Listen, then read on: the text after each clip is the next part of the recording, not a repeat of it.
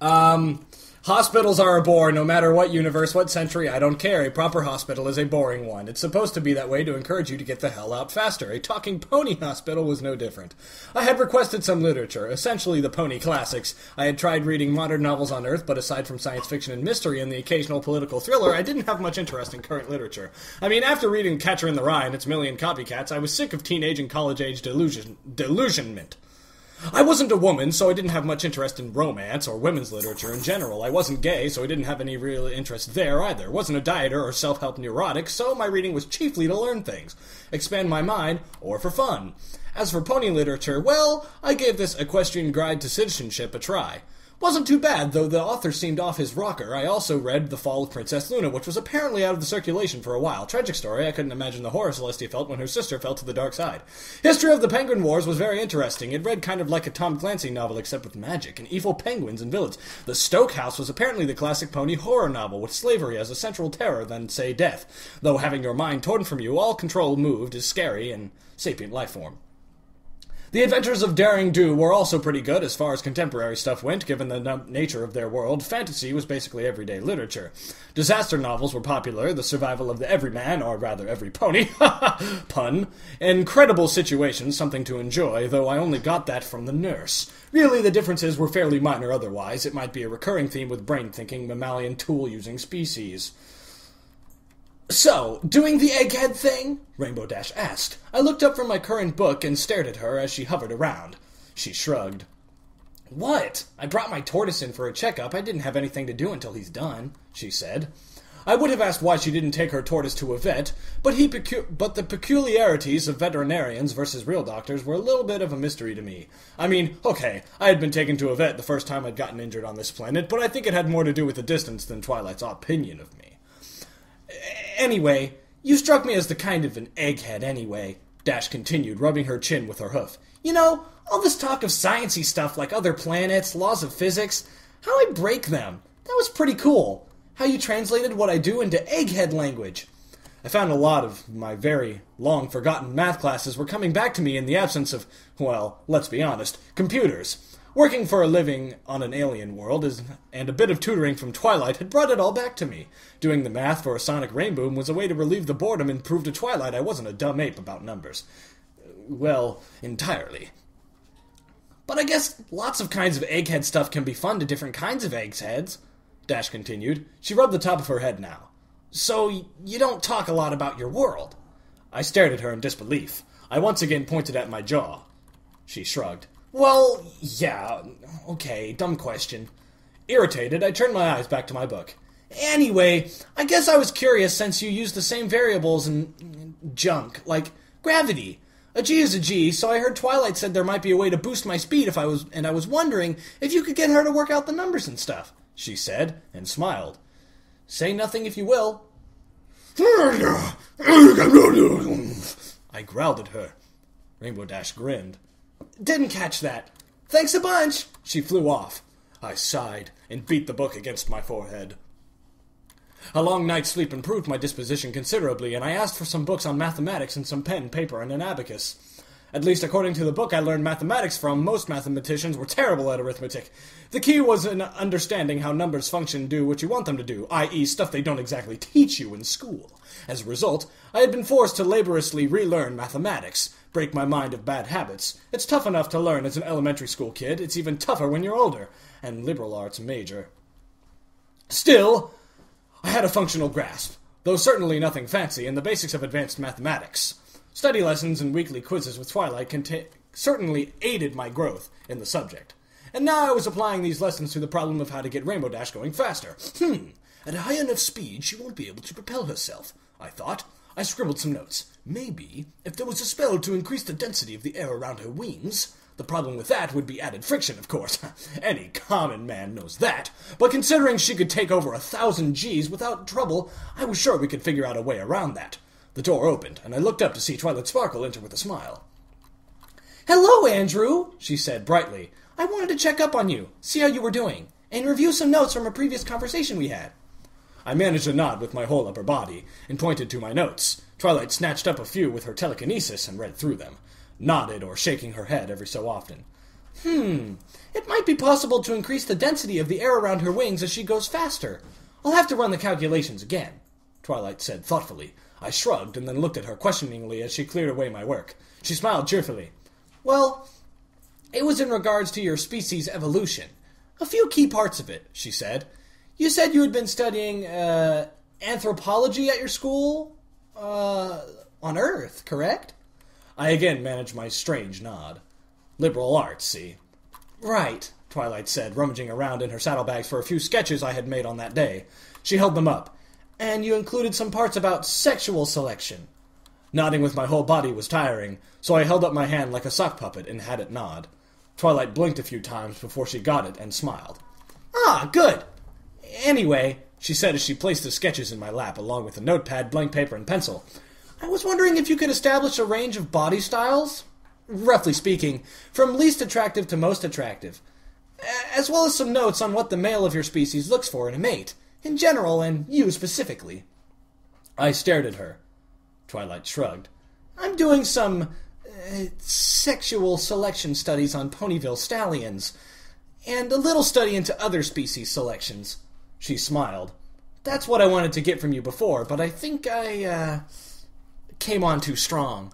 Her smile was nervous, and she had a bit of a blush. That's an understatement, I thought dryly. Still, I waved her off anyway. I mean, we were both alien to one another, and frankly, explaining I was a little freaked out of a romantic attraction to someone outside of my species would require me to speak. Probably very quickly to avoid hurting her feelings too badly, if that was the case. If not, I needed to speak quickly to avoid embarrassing the two of us. I nodded with my hand puppet again and began some quick sketches. On the far left of the piece of paper, I drew a basic body plan of a supermodel with meth skinny beyond belief. And despite their ornamental nature, most men were not really attracted to them. On the far right side of the paper, I drew the kind of women I couldn't help think of as living boulders. When I was little, I pretended one of them would fall over and roll after me like the Raiders of the Lost Ark. Obviously, they were outliers. Men who found this body plan attractive, but frankly, they couldn't be a large percentage, even in America. I drew a scale of figures in between and marked the middle bit, running from the girl who was on the verge of working out too much to the girl who was generously called voluptuous, as the average of the human male desire. I wrote down the general turn-ons for us men, physical and non-physical. Oh, hey, we have them too. Personally, I went for intelligent women, kind of maternal girls or fiery women. More often than not, I ended up dating crazy women. Though that might just be a male bias talking. When I was finished, I showed the sketches to Twilight. She nodded approvingly and smiled at me. Good, good. How about what human women want? I shrugged, but I gave it my best shot. Running purely from female instinct, I wrote what the majority of females of the human species prefer, tall men who are athletic to some degree. Emotionally, women in general wanted more sensitive men when it came to long-term stuff like child raising, but preferred a balance between manliness and sensitivity. Being personally attractive and super confident but a jerk, or an alpha, worked for women who only wanted short-term relationships. Longer term, they wanted guys who would stick it out with them before the more successful relationships were the ones where the men maintained their personal attractiveness and confidence as best they could. Alright, that was a little vague, but let's be honest. With the social sciences, you're always being a generalist, and I'm a man to boot who is dumbing down human male-female interactions for a talking magical pony. Give me a break! In a lot of ways, it's not too different from our species, Twilight mused as she read it over. Still, it'll put some ideas that certain ponies have been having to rest. I stared at her. She coughed and looked aside. Oh, my, look at the time. I think I need to, She gasped as I took hold of her tail and glared at her. She looked over her shoulder with a flush. Could you let me go, please? She asked. I waved my hand around for her to explain, while still holding onto her tail.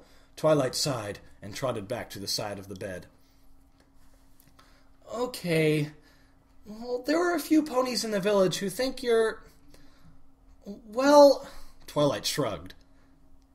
A gelding. I stared at her in disbelief. Twilight spoke quickly. Well, I mean, ponies having relationships outside their species isn't unheard of, actually. It's fairly common. No pony thinks it's really weird. I mean, you've seen Spike, right? He's attracted to Rarity, and he's a dragon. I mean, it's not the first time. You haven't shown any sign you've ever attracted to any of us, despite all of this going on. I let go of her tail and sighed. I mean, if this is a bad thing, I can certainly help alleviate it, for scientific purposes, that is, Twilight said quickly. I stared at her in shock. Now, I mean, we don't have to do anything, but, pretending attraction would make ponies think of you as maybe a little more normal, relatively speaking. I mean, unless you are attracted to us and you're just resisting it? I leaned back in bed and took a hold of my pillow and placed it over my face. Okay, I guess we'll just talk about this later then. Twilight groaned. I'll take that as a yes. Goodbye. Get better soon. With that, she trotted out. I groaned again, wondering how the hell I was going to explain this. Just a few more snips, the pony doctor said kindly as his scissors clipped away at the bandages, and we'll be able to take the brace off. I grunted, holding perfectly still as the blade snipped close to my face. I clenched the blanket in between my fingers as the doctor did his work. I was always nervous when sharp objects were near my face due to an unfortunate incident in high school when a freshman had jokingly thrust a pair of scissors at my face. I'd gotten a scar on my cheek for my troubles. It wasn't a particularly big scar, just a small thin line a few millimeters to the right of my nose. Not particularly brag-worthy. Good, the doctor said as the bandages came away. He reached up to the brace and began to undo the plastic fasteners. You're doing well. I grunted again, my lips twitching. They were hideously chapped. I was thankful the ponies did have a petroleum industry, albeit one devoted mostly to plastics and medicines, magic and horsepower. Horsepower? You get a lot of this guy. Oh, wow. Oh, jeez. Horsepower. Because, they're horses. Yeah. And it's like a beep beep. Like a car. Oh, jeez. Wow. Oh, man. Whew. Oh, Nelly. And horsepower provided the motive power for most vehicles and the energy needed to run electricity. At least in Ponyville. The brace finally came undone, and the doctor smiled. How do you feel? I very slowly opened my mouth and worked my jaw. Feels stiff, I pronounced. The doctor nodded. Yes, that's to be expected. Take it easy with talking and eating for a few days, and you should be fine. The doctor smiled. Care for a lollipop? Something that wasn't liquid? Oh, I was all over that, and as soon as I exited the hospital with a nice watermelon lollipop at the corner of my mouth like a cigarette, I looked around, frowning a bit. I could have sworn Pinkie Pie or someone would be waiting for me out there. Maybe they hadn't been messaged about my release. Well, I mumbled, no standing on sentiment. As my work schedule was more contract-based, I headed into town to look around and relax a little. It was pretty quiet. The marketplace was bustling. There were foals running around enjoying their day off. Hey, Andrew! Oh, no. I tried in vain to look around, as though every possible Andrew that could have been around was who they were referring to. Hey! Hey! I groaned, turned back, and bent down a bit to face 3 eager foals. Hello, Apple Bloom. Hello, Scootaloo. Sweetie Belle. I greeted them with a sigh. The Cutie Mark Crusaders. Why, God? Why? That was a little harsh, don't you think? I was dragged into the blacksmith's shop. Well, it was more like a combination machining and blacksmith shop. A forge and metalworking equipment aplenty inside, but blacksmith had become the basic title for any metal worker, no matter how advanced the technology they used. Within Smokestack, the tall, dark, and strong proprietor of the establishment looked up as the Cutie Mark Crusaders and I came in.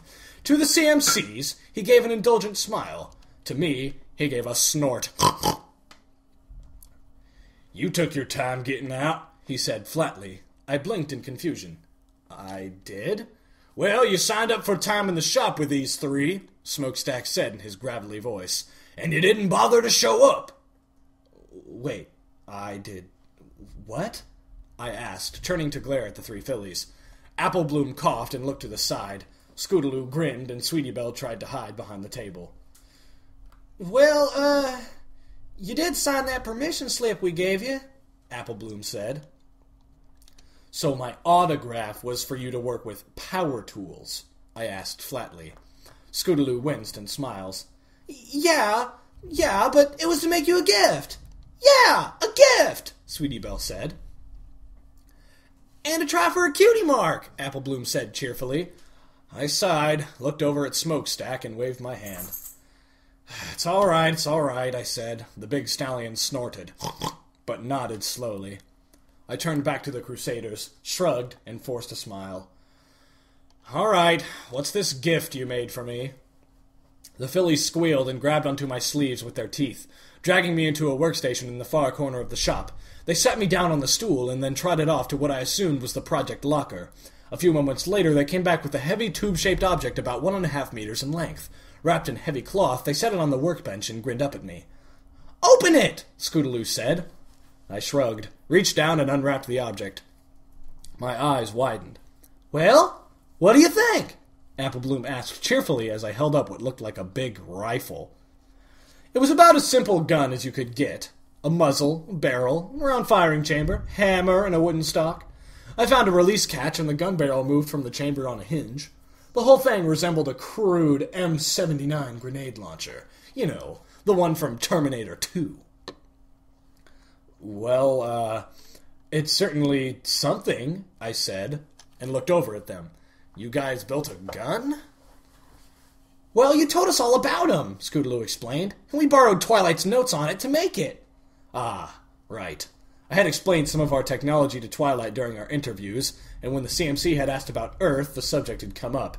Guns were kind of a natural subject. I had no military experience, but I had been raised with firearms, knew how to use them, and I respected and understood them. And, hell, if you're talking about how humanity came to rule Earth, not including guns is like not including David Bowie in a discussion of glam rock. Get a load of this guy.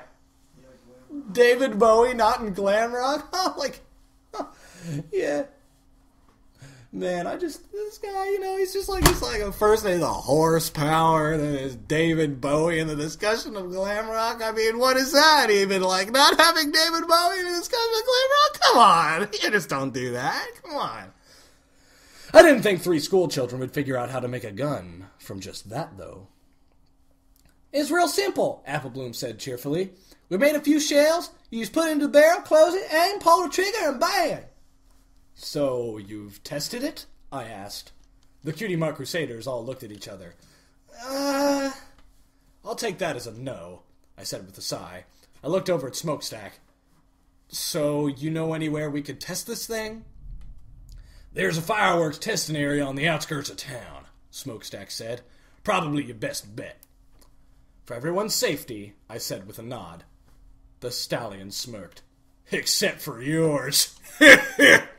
I stared at him. He chortled. Relax, handyman. I've checked it out myself. I've got no serious warps or defects. But given who made it... Hey, we resent that, Apple Bloom growled. We'll show you, Scootaloo said. Sweetie Belle was already ushering me out with her horn prodding my leg. All right, I'm going, I huffed. I tried to ignore the pitying look Smokestack shot me, as I held the cumbersome weapon over my shoulder and away from anyone we might pass. The fireworks testing ground has an extremely ominous sign.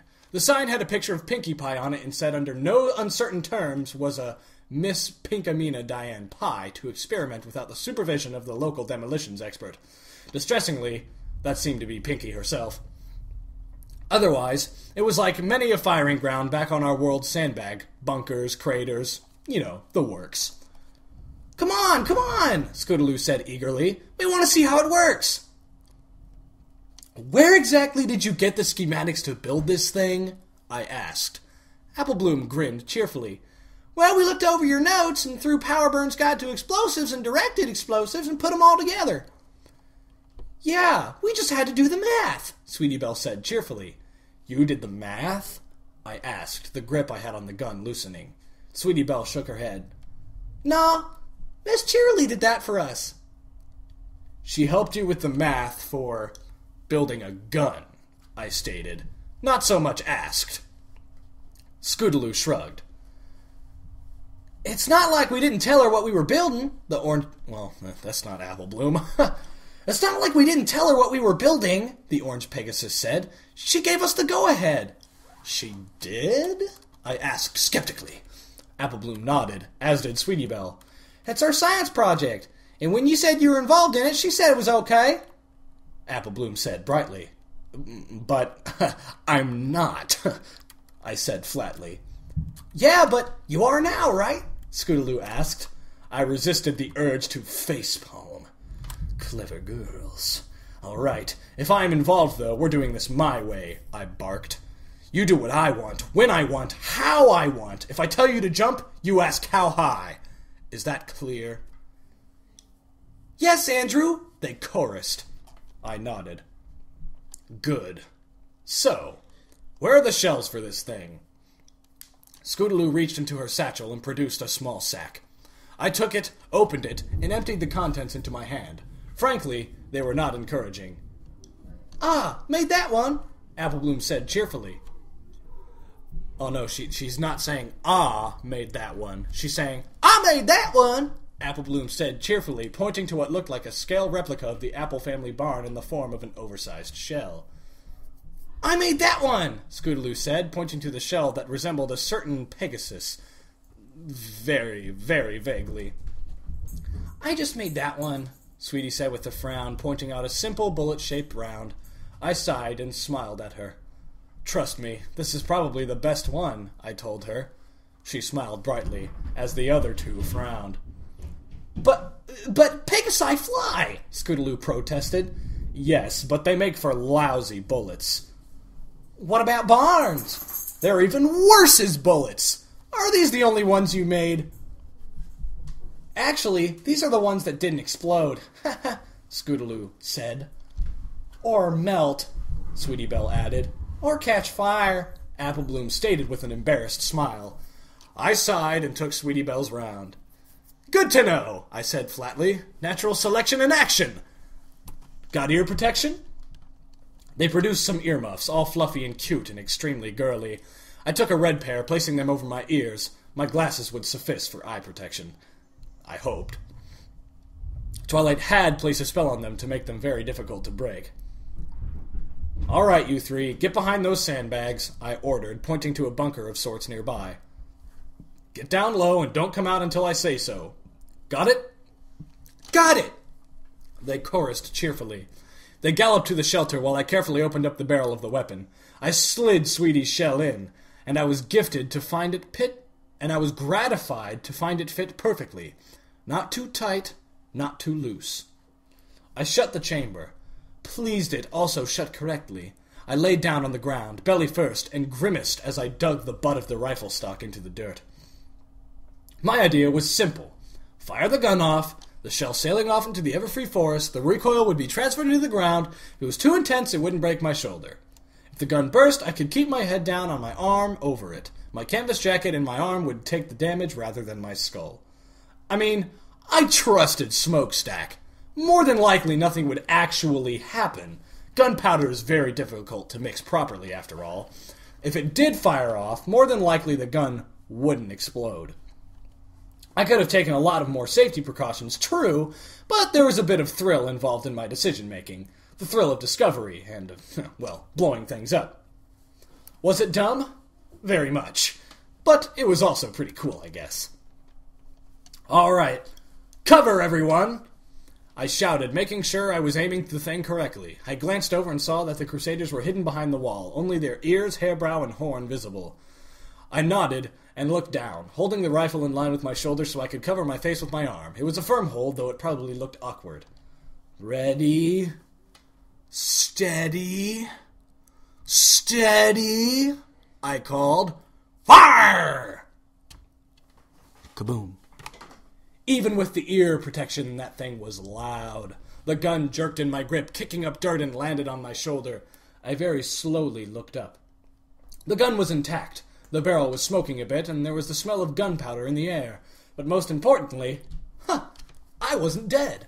The groove left in the ground was only about a centimeter, a lot better than I was expecting. The width of the shells must have helped distribute the recoil, though I don't think I'd be firing it off without padding.